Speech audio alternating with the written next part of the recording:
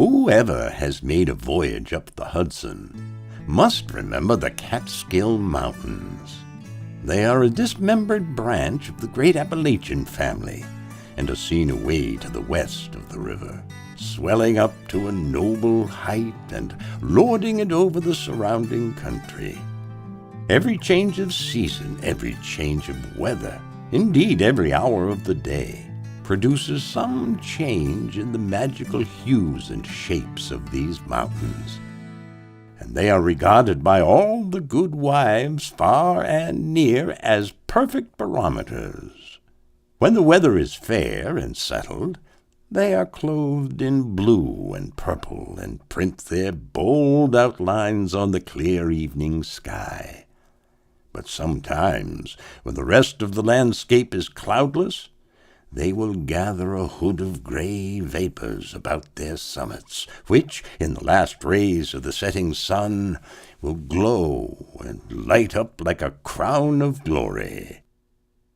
At the foot of these fairy mountains, the voyager may have described the light smoke curling up from a village, whose shingle roofs gleam among the trees, just where the blue tints of the upland melt away into the fresh green of the nearer landscape. It is a little village of great antiquity, having been founded by some of the Dutch colonists in the early times of the province, just about the beginning of the government of the good Peter Stuyvesant, may he rest in peace. And there were some of the houses of the original settlers standing within a few years, built of small yellow bricks brought from Holland, having latticed windows and gable fronts surmounted with weathercocks. In that same village, and in one of these very houses, which, to tell the precise truth, was sadly time-worn and weather-beaten, there lived many years since, while the country was yet a province of Great Britain, a simple, good-natured fellow of the name of Rip Van Winkle. He was a descendant of the Van Winkles, who figured so gallantly in the chivalrous day of Peter Stuyvesant, and accompanied him to the siege of Fort Christina. He, our Rip, inherited, however, but little of the martial character of his ancestors. I have observed that he was a simple, good-natured man.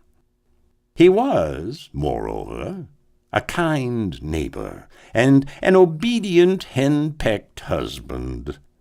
Indeed, to the latter circumstance might be owing that meekness of spirit which gained him such universal popularity. For those men are most apt to be obsequious and conciliating abroad who are under the discipline of shrews at home. Their tempers, doubtless, are rendered pliant and malleable in the fiery furnace of domestic tribulation, and a stern lecture is worth all the sermons in the world for teaching the virtues of patience and long-suffering. A termagant wife may, therefore, in some respects, be considered a tolerable blessing, and if so, Rip Van Winkle was thrice blessed.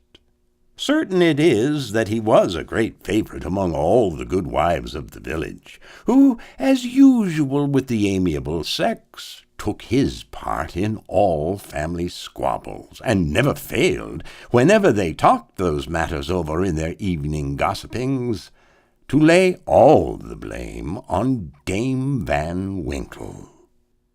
The children of the village, too, would shout with joy whenever he approached. He assisted at their sports, made their playthings, taught them to fly kites and shoot marbles, and beyond told them long stories of ghosts, witches, and Indians.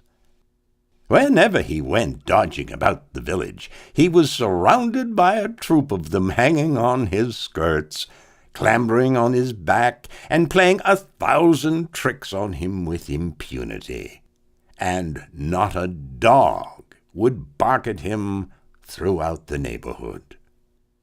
The great error in Rip's composition was an insuperable aversion to all kinds of profitable labor. It could not be from the want of assiduity or perseverance, for he would sit on a wet rock with a rod as long and heavy as a Tartar's lance, and fish all day without a murmur, even though he should not be encouraged by a single nibble. He would carry a fowling piece on his shoulder for hours together, trudging through woods and swamps and up hill and down dale to shoot a few squirrels or wild pigeons. He would never refuse to assist a neighbor, even in the roughest toil, and was a foremost man at all country frolics, for husking Indian corn or building stone fences. The women of the village, too, used to employ him to run their errands and to do such little odd jobs as their less obliging husbands would not do for them. In a word, Rip was ready to attend to anybody's business but his own. But as to doing family duty and keeping his farm in order, he found it impossible. In fact, he declared it was of no use to work on his farm. It was the most pestilent little piece of ground in the whole country. Everything about it went wrong, and would go wrong in spite of him. His fences were continually falling to pieces. His cow would either go astray or get among the cabbages. Weeds were sure to grow quicker in his fields than anywhere else. The rain always made a point of setting in just as he had some outdoor work to do. So that though his patrimonial estate had dwindled away under his management, acre by acre, until there was little more than a mere patch of Indian corn and potatoes, yet it was the worst-conditioned farm in the neighborhood. His children, too, were as ragged and wild as if they belonged to nobody. His son Rip, an urchin begotten in his own likeness, promised to inherit the habits with the old clothes of his father. He was generally seen trooping like a colt at his mother's heels, equipped in a pair of his father's cast-off trousers, which he had much ado to hold up with one hand, as a fine lady does her train in bad weather. Rip Van Winkle, however, was one of those happy mortals of foolish, well-oiled dispositions, who take the world easy, eat white bread or brown, whichever can be got with least thought or trouble, and would rather starve on a penny than work for a pound. If left to himself, he would have whistled life away in perfect contentment.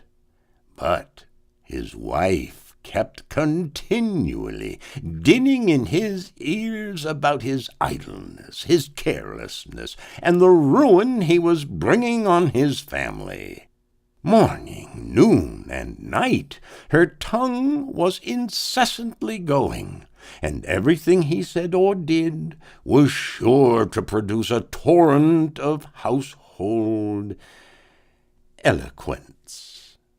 Rip had but one way of replying to all lectures of the kind, and that, by frequent use, had grown into a habit. He shrugged his shoulders, shook his head, cast up his eyes, but said nothing.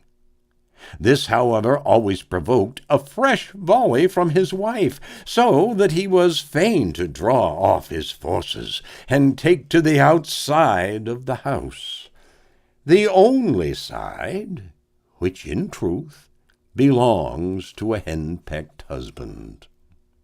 Rip's sole domestic adherent was his dog, Wolf, who was as much henpecked as his master, for Dame Van Winkle regarded them as companions in idleness, and even looked upon Wolf with an evil eye, as the cause of his master's going so often astray. True it is, in all points of spirit befitting an honourable dog, he was as courageous an animal as ever scoured the woods. But what courage can withstand the ever-during and all-besetting terrors of a woman's tongue? The moment Wolf entered the house, his crest fell, his tail drooped to the ground, or curled between his legs. He sneaked about with a gallows air, casting many a sidelong glance at Dame Van Winkle, and at the least flourish of a broomstick or ladle he would fly to the door with yelping precipitation. Times grew worse and worse with Rip Van Winkle as years of matrimony rolled on. A tart temper never mellows with age, and a sharp tongue is the only edged tool that grows keener with constant use. For a long while he used to console himself, when driven from home, by frequenting a kind of perpetual club of the sages, philosophers, and other idle personages of the village, which held its sessions on a bench before a small inn, designated by a rubicund portrait of His Majesty George III. Here they used to sit in the shade through a long, lazy summer's day, talking listlessly over village gossip, or telling endless sleepy stories about nothing. But it would have been worth any statesman's money to have heard the profound discussions that sometimes took place when by chance an old newspaper fell into their hands from some passing traveller. How solemnly they would listen to the contents as drawled out by Derrick Van Boomel, the schoolmaster, a dapper, learned little man, who was not to be daunted by the most gigantic word in the dictionary. And how sagely they would deliberate upon public events, some months after they had taken place.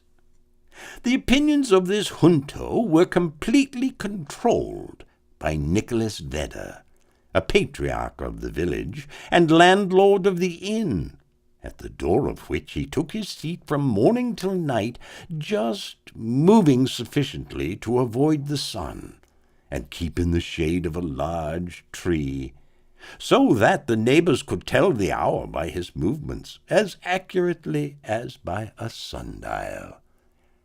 It is true he was rarely heard to speak, but smoked his pipe incessantly. His adherents, however, for every great man has his adherents, perfectly understood him, and knew how to gather his opinions. When anything that was read or related displeased him, he was observed to smoke his pipe vehemently, and to send forth short, frequent, and angry puffs. But when pleased, he would inhale the smoke slowly and tranquilly, and emit it in light and placid clouds, and sometimes taking the pipe from his mouth and letting the fragrant vapour curl about his nose, would gravely nod his head in token of perfect approbation. From even this stronghold the unlucky Rip was at length routed by his termagant wife, who would suddenly break in upon the tranquillity of the assemblage, and call the members all to naught. Nor was that august personage, Nicholas Vedder himself, sacred from the daring tongue of this terrible virago, who charged him outright with encouraging her husband in habits of idleness. Poor Rip was at last reduced almost to despair, and his only alternative to escape from the labor of the farm and the clamor of his wife was to take gun in hand and stroll away into the woods. Here he would sometimes seat himself at the foot of a tree and share the contents of his wallet with Wolf, with whom he sympathized, as a fellow sufferer in persecution. "Poor Wolf," he would say, "thy mistress leads thee a dog's life of it, but never mind, my lad.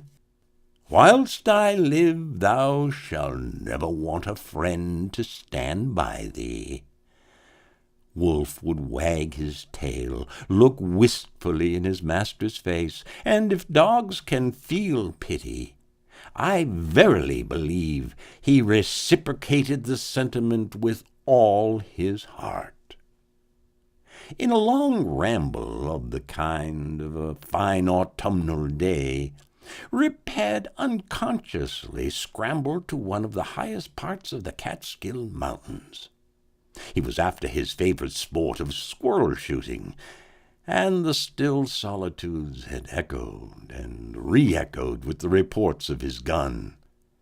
Panting and fatigued, he threw himself late in the afternoon on a green knoll covered with mountain herbage that crowned the brow of a precipice. From an opening between the trees he could overlook all the lower country for many a mile of rich woodland. He saw at a distance the lordly Hudson, far, far below him, moving on its silent but majestic course, with the reflection of a purple cloud, or the sail of a lagging bark, here and there sleeping on its glassy bosom, and at last losing itself in the blue highlands. On the other side he looked down into a deep mountain glen, wild, lonely, and shagged, the bottom filled with fragments from the impending cliffs, and scarcely lighted by the reflected rays of the setting sun. For some time Rip lay musing on this scene. Evening was gradually advancing. The mountains began to throw their long blue shadows over the valleys, and he saw that it would be dark long before he could reach the village, and he heaved a heavy sigh when he thought of encountering the terrors of Dame Van Winkle. As he was about to descend, he heard a voice from a distance, hallooing, "Rip Van Winkle! Rip Van Winkle!" He looked around, but could see nothing but a crow winging its solitary flight across the mountain. He thought his fancy must have deceived him, and turned again to descend, when he heard the same cry ring through the still evening air. "Rip Van Winkle! Rip Van Winkle!" At the same time Wolf bristled up his back, and giving a low growl, skulked to his master's side, looking fearfully down into the glen. Rip now felt a vague apprehension stealing over him. He looked anxiously in the same direction, and perceived a strange figure slowly toiling up the rocks and bending under the weight of something he carried on his back. He was surprised to see any human being in this lonely and unfrequented place, but supposing it to be some one of the neighborhood in need of his assistance, he hastened down to yield it. On nearer approach, he was still more surprised at the singularity of the stranger's appearance. He was a short, square-built old fellow, with thick, bushy hair and a grizzled beard. His dress was of the antique Dutch fashion, a cloth jerkin strapped around the waist, and several pairs of breeches, the outer one of ample volume, decorated with rows of buttons down the sides. and bunches at the knees. He bore on his shoulder a stout keg that seemed full of liquor, and made signs for Rip to approach and assist him with the load. Though rather shy and distrustful of this new acquaintance, Rip complied with his usual alacrity, and mutually relieving one another, they clambered up a narrow gully, apparently the dry bed of a mountain torrent.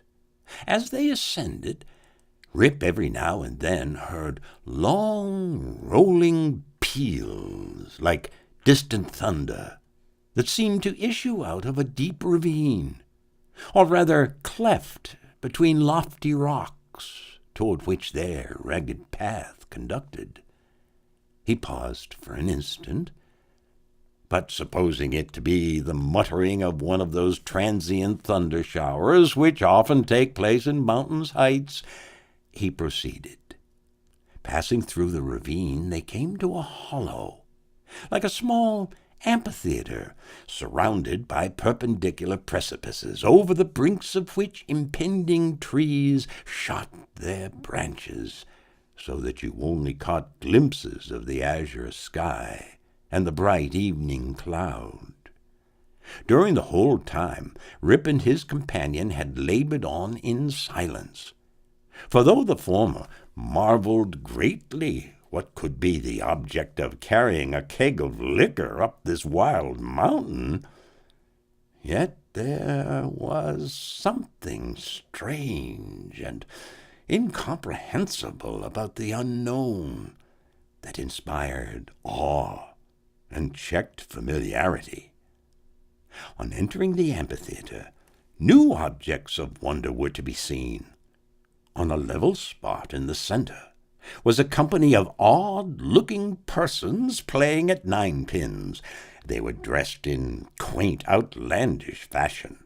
Some wore short doublets, others jerkins with long knives in their belts, and most of them had enormous breeches of similar style with that of the guides. Their visages, too, were peculiar. One had a large beard, broad face, and small piggish eyes. The face of another seemed to consist entirely of nose, and was surmounted by a white sugar-loaf hat set off with a little red cock's tail. They all had beards of various shapes and colors. There was one who seemed to be the commander. He was a stout old gentleman with a weather-beaten countenance.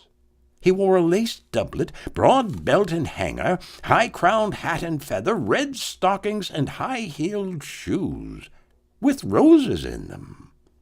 The whole group reminded Rip of the figures in an old Flemish painting in the parlor of Dominie van Schaik, the village parson, and which had been brought over from Holland at the time of the settlement. What seemed particularly odd to Rip was that though these folks were evidently amusing themselves, yet they maintained the gravest faces, the most mysterious silence, and were withal the most melancholy party of pleasure he had ever witnessed. Nothing interrupted the stillness of the scene but the noise of the bowling balls, which, whenever they were rolled, echoed along the mountains like rumbling peals of thunder.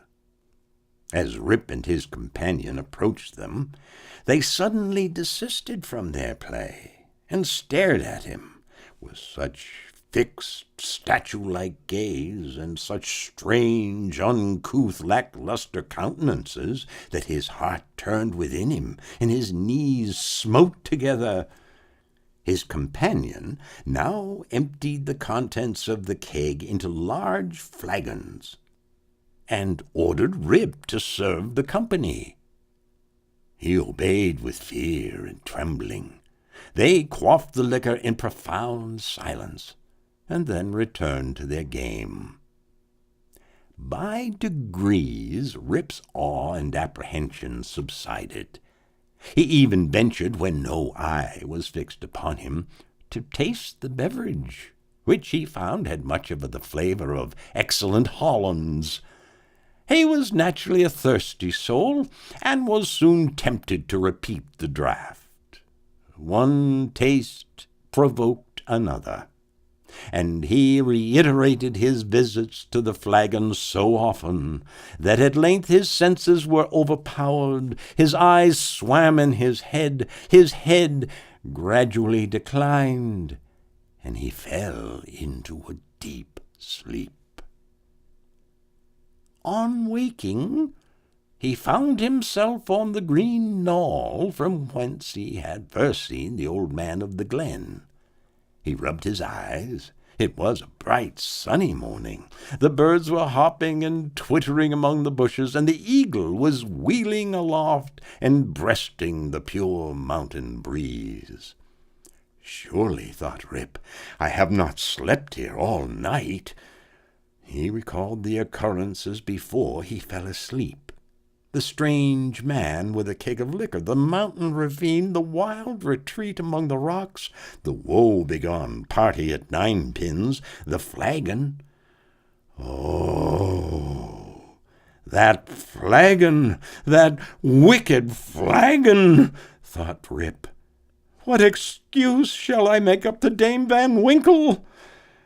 He looked around for his gun, but in place of the clean, well-oiled fowling-piece, he found an old firelock laying by him, the barrel encrusted with rust, the lock falling off, and the stock worm-eaten. He now suspected that the grave roysters of the mountain had put a trick upon him, and having dosed him with liquor, had robbed him of his gun. Wolf, too, had disappeared, but he might have strayed away after a squirrel or partridge. He whistled after him and shouted his name, "Wolf! Wolf!" But all in vain.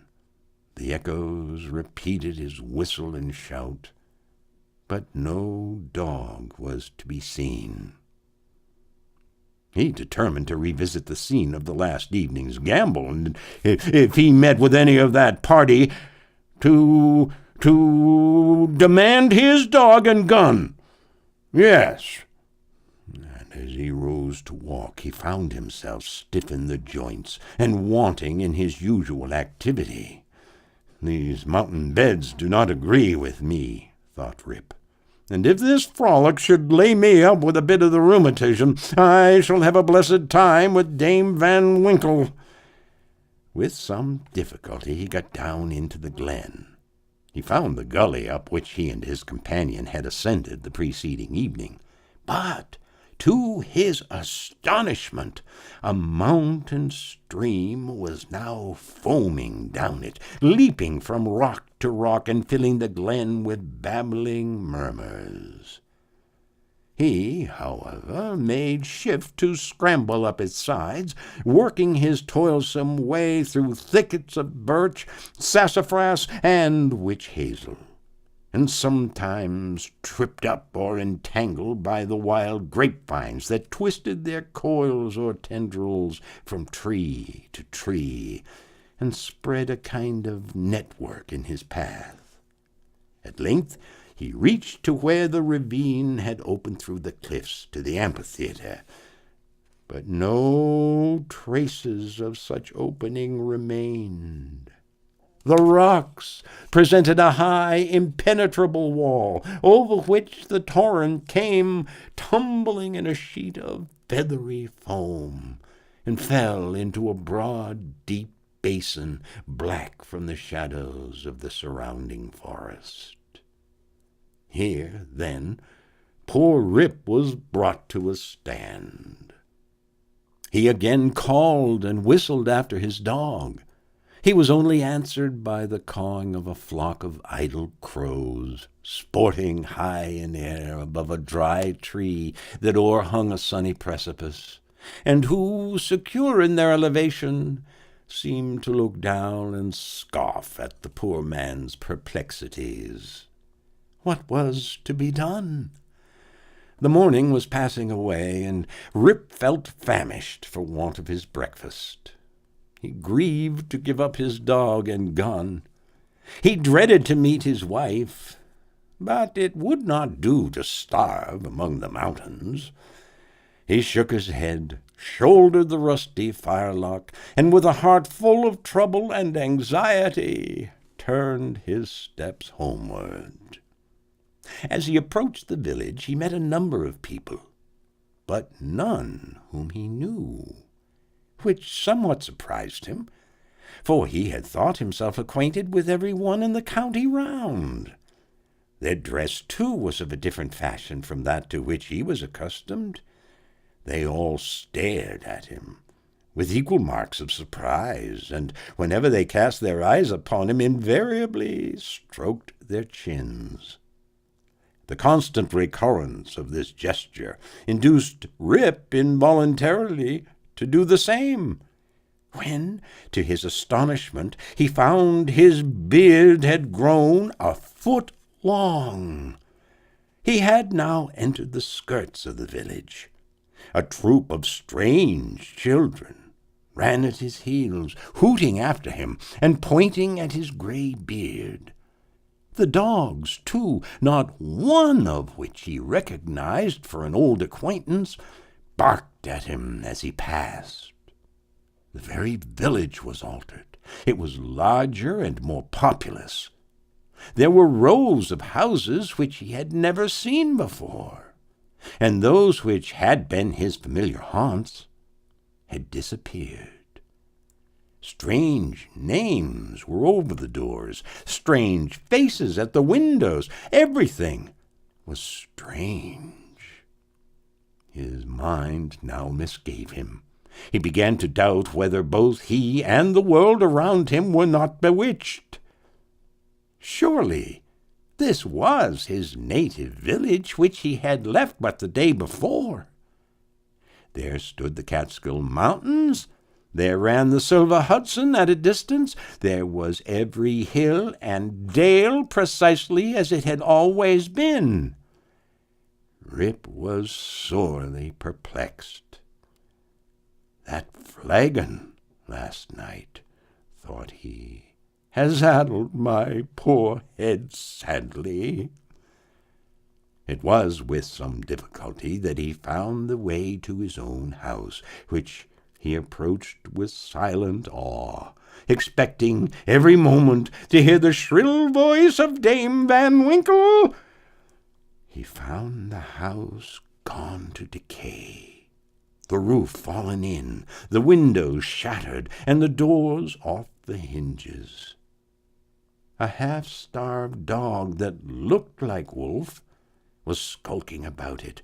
Rip called him by name, but the cur snarled, showed his teeth, and passed on.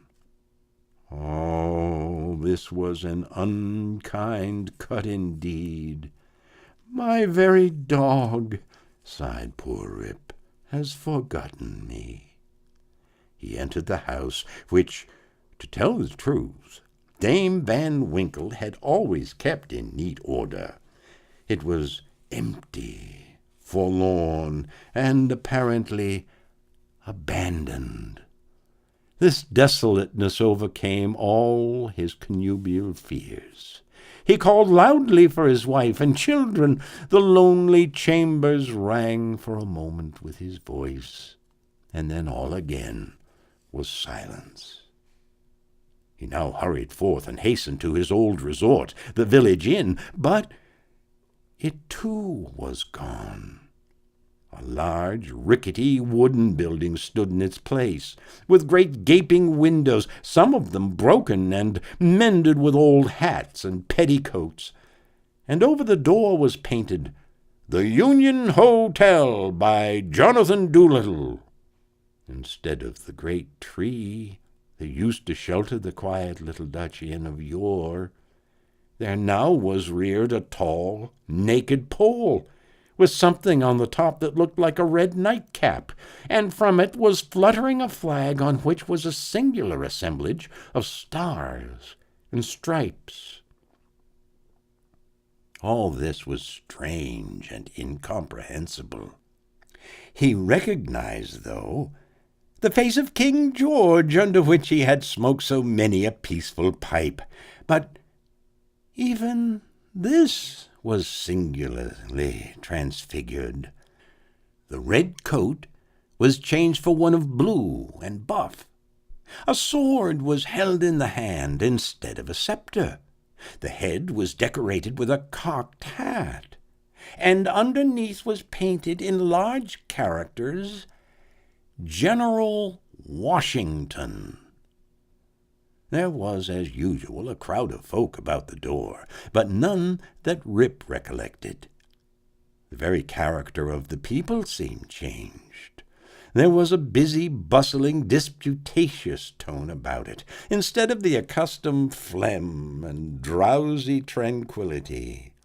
He looked in vain for the sage Nicholas Vedder, with his broad-faced double chin and fair long pipe, uttering clouds of tobacco smoke instead of idle speeches, or Van Bummel the schoolmaster doling forth the contents of an ancient newspaper.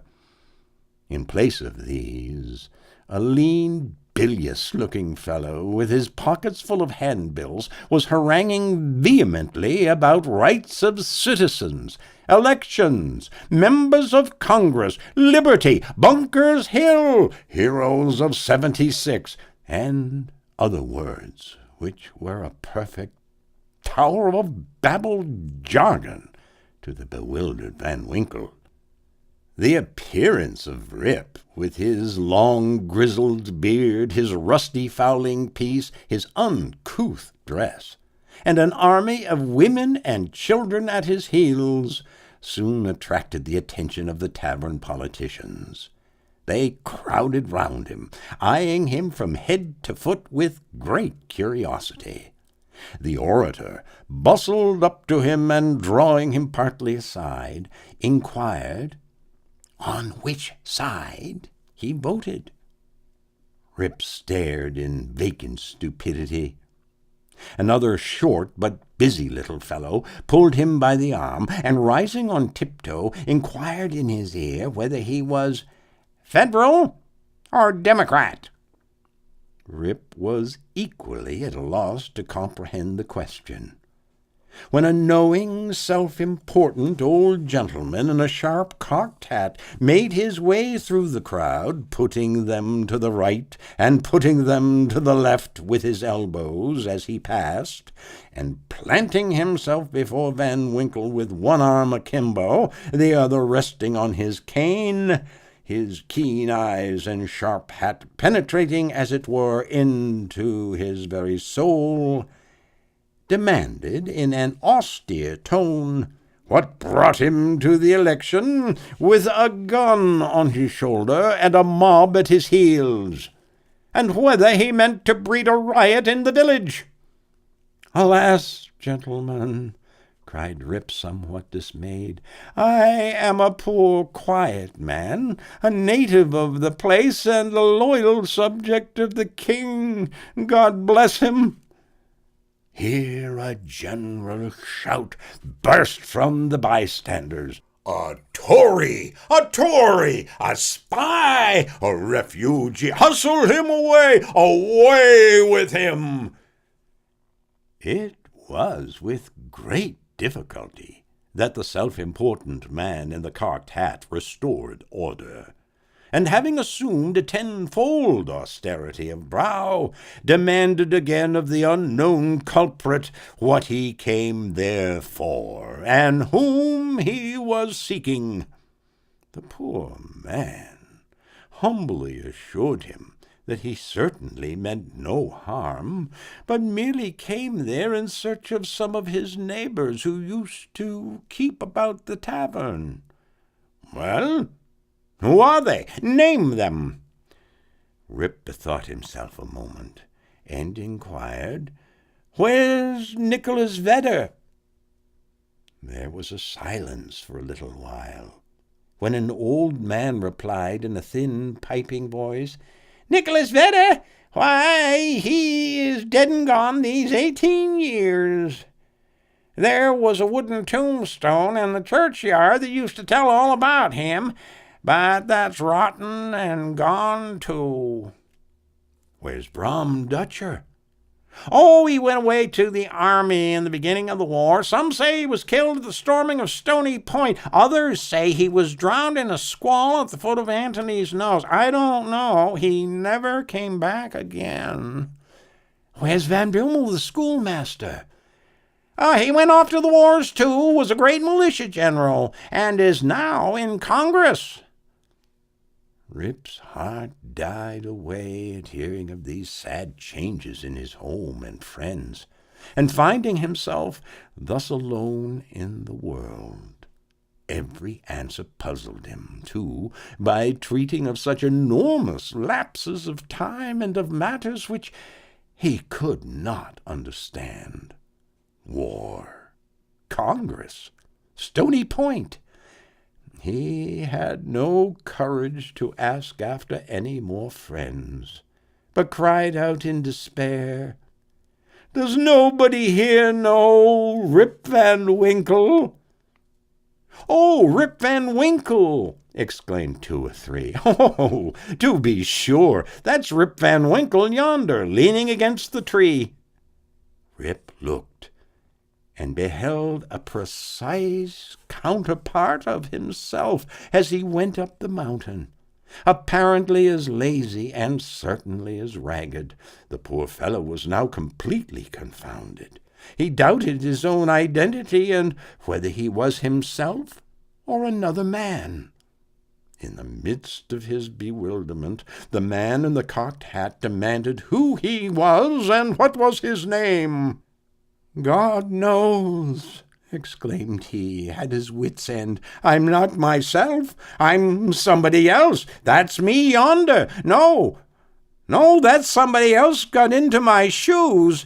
I was myself last night, but I fell asleep on the mountain, and they've changed my gun, and everything's changed, and I'm changed, and I can't tell what's my name or who I am."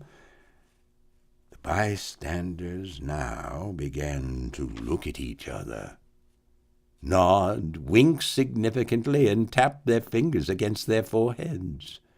There was a whisper also about securing the gun and keeping the old fellow from doing mischief, at the very suggestion of which the self-important man in the cocked hat retired with some precipitation. At this critical moment, a fresh, comely woman pressed through the throng to get a peep at the gray-bearded man. She had a chubby child in her arms, which, frightened at his looks, began to cry. "Hush, Rip," cried she. "Hush, you little baby. The old man won't hurt you." The name of the child, the air of the mother, the tone of her voice, all awakened a train of recollection in his mind.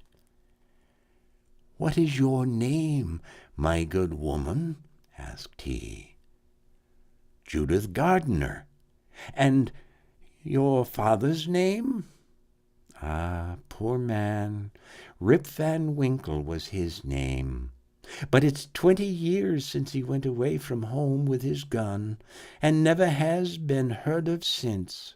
His dog came home without him, but whether he shot himself or was carried away by the Indians, no one can tell. I was then but a little girl." Rip had but one question more to ask, but he put it with a faltering voice.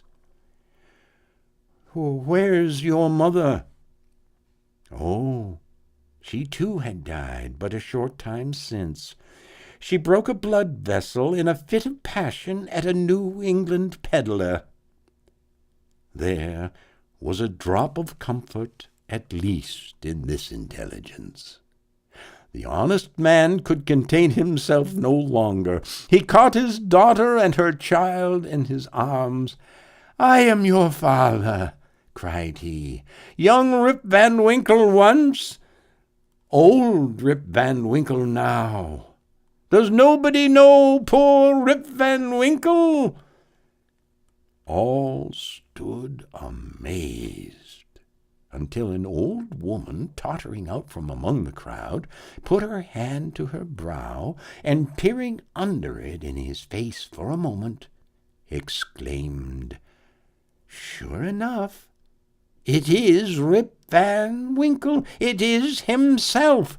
Welcome home again, old neighbor. Why, where have you been these 20 long years?" Rip's story was soon told, for the whole 20 years had been to him but as one night. The neighbors stared when they heard it. Some were seen to wink at each other and put their tongues in their cheeks, and the self-important man in the cocked hat, who, when the alarm was over, had returned to the field, screwed down the corners of his mouth and shook his head, upon which there was a general shaking of the head throughout the assemblage. It was determined, however, to take the opinion of old Peter Vanderdonk, who was seen slowly advancing up the road. He was a descendant of the historian of that name, who wrote one of the earliest accounts of the province. Peter was the most ancient inhabitant of the village, and well versed in all the wonderful events and traditions of the neighborhood. He recollected Rip at once, and corroborated his story in the most satisfactory manner. He assured the company that it was a fact handed down from his ancestor, the historian, that the Catskill Mountains had always been haunted by strange beings, that it was affirmed that the great Hendrick Hudson, the first discoverer of the river and country, kept a kind of vigil there every 20 years with his crew of the Half Moon, being permitted in this way to revisit the scenes of his enterprise and keep a guardian eye upon the river and the great city called by his name.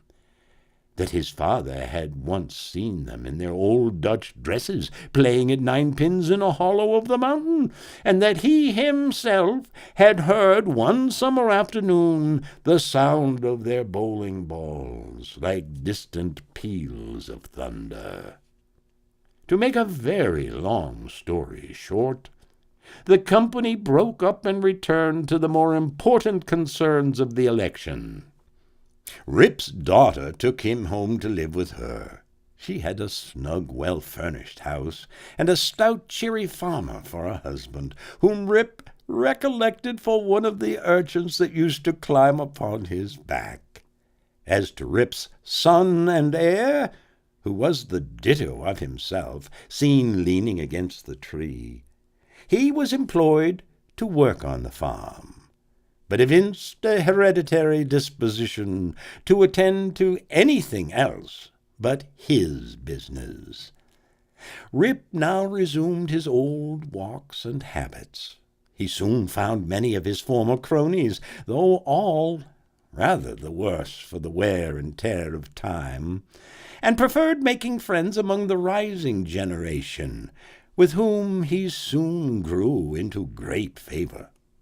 Having nothing to do at home, and being arrived at that happy age when a man can be idle with impunity, he took his place once more on the bench at the inn door, and was reverenced as one of the patriarchs of the village and a chronicle of the old times, quote, before the war.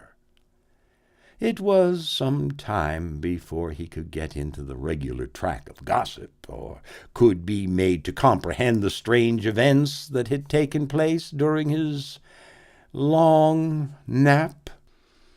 How that there had been a revolutionary war, that the country had thrown off the yoke of old England and her tyranny, and that, instead of being a subject of His Majesty George III, he was now a free citizen of the United States of America. Rip, in fact, was no politician, The changes of states and empires made but little impression on him. But there was one species of despotism under which he had long groaned, and that was petticoat government. Happily, that was at an end. He had got his neck out of the yoke of matrimony, and could go in and out whenever he pleased, without dreading the tyranny of Dame Van Winkle.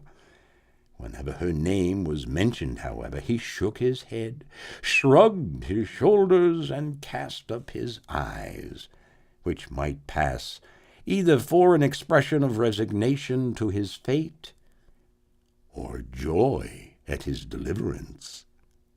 He used to tell his story to every stranger that arrived at Mr. Doolittle's hotel.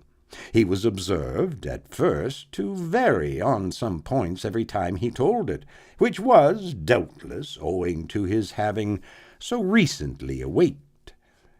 It at last settled down precisely to the tale I have related, and not a man, woman, or child in the neighborhood but knew it by heart. Some always pretended to doubt the reality of it, and insisted that Rip had been out of his head, and that this was one point on which he always remained flighty. The old Dutch inhabitants, however, almost universally gave it full credit. Even to this day they never hear a thunderstorm of a summer afternoon about the Catskill anywhere, but they say, Heinrich Hudson and his crew are at their game of ninepins, and it is a common wish of all henpecked husbands in the neighborhood, when life hangs heavy on their hands, that they might have a quieting draught out of Rip Van Winkle's flagon. The story of Rip Van Winkle may seem incredible to many, but nevertheless I give it my full belief. For I know this vicinity of our old Dutch settlements to have been very subject to marvelous events and appearances. Indeed, I have heard many stranger stories than this in the villages along the Hudson, all of which were too well authenticated to admit of a doubt. I have even talked with Rip Van Winkle myself, who was, when last I saw him, a very venerable old man, and so perfectly rational and consistent on every other point that I think no conscientious person could refuse to take this into the bargain. Nay, I have seen a certificate on the subject, taken before a country justice, and signed with a cross in the justice's own handwriting. The story, therefore, is beyond the possibility of doubt.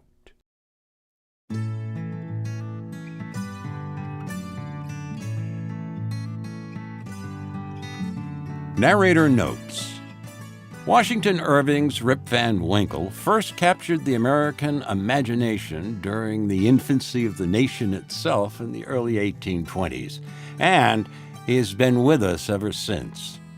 One of our greatest 19th century actors, Joseph Jefferson, toured Rip throughout the country to sold-out theaters for more than 50 years. He was loved by generations of his fellow citizens. Critical interpretations of this strange and magical Americana tale are legion. What Rip does that so captivates the American imagination and spirit and makes him a quintessential Americana archetype is quite simply, he wakes up. He wakes up and makes his way in a bold new social reality filled with bold new possibilities. A situation quite similar to the one we find ourselves in today. Almost exactly 100 years after Rip came on the scene, a song became popular that gives a charming and wise spin up the spiral to the whole notion of awakening. There are many versions of this song. Here's one. There's a magical Sandman strolling on with the dew, just an old second-hand man. He'll buy your old days from you. He will take every sorrow from the day that is through, and he'll give you tomorrow just to start life anew. And you'll be a bit older in the dawn when you wake, and you'll be a bit bolder in the new day you'll make. There's a magical Sandman trading silver for gold, just an old second-hand man giving new days for old.